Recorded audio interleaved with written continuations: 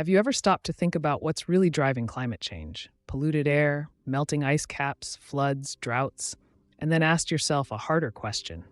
What if money itself could become part of the solution instead of the problem?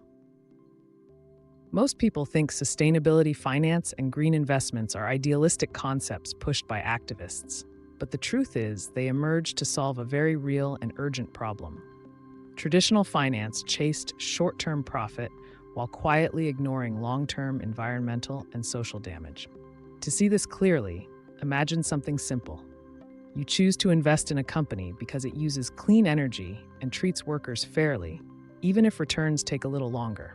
Without realizing it, that decision already follows the core logic of sustainability finance, aligning financial returns with long-term responsibility.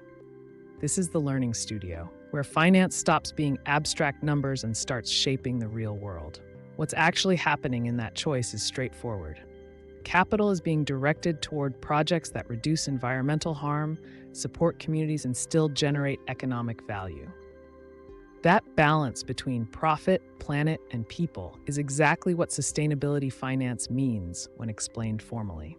The same idea now operates at a global scale. Investors fund renewable energy instead of fossil fuels. Banks issue green bonds to finance clean cities and sustainable infrastructure. Corporations redesign supply chains to reduce emissions because markets now reward responsibility. Companies like Tesla accelerated electric mobility not just through technology, but through massive green investment flows.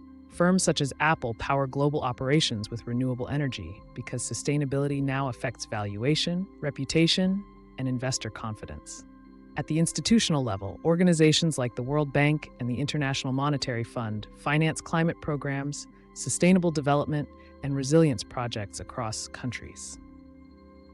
Green bonds, sustainability-linked loans, carbon markets, and ESG reporting frameworks have turned environmental responsibility into measurable financial outcomes. This shift didn't happen by accident, and it wasn't driven by one individual. It evolved as governments, investors, and markets realized that climate risk is financial risk. Rising sea levels, extreme weather, and resource shortages directly affect assets, supply chains, insurance costs, and long-term returns. Sustainability finance emerged as the structured response, allowing capital markets to price environmental and social impact instead of ignoring it. Of course, challenges remain. Measuring real impact is difficult. Greenwashing exists. Policies change. Initial costs can be high. That's exactly why skilled finance professionals are needed, not to market sustainability, but to verify it, measure it, and make it credible.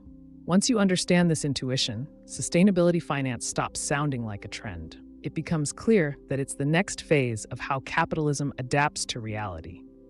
Finance once built industries. Today it drives technology, and tomorrow it will help protect the planet itself.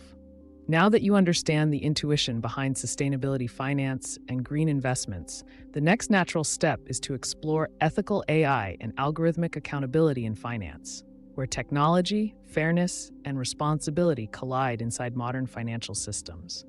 Stay curious, think long-term, and continue the journey with the Learning Studio, where profits meet purpose and finance learns to heal the world.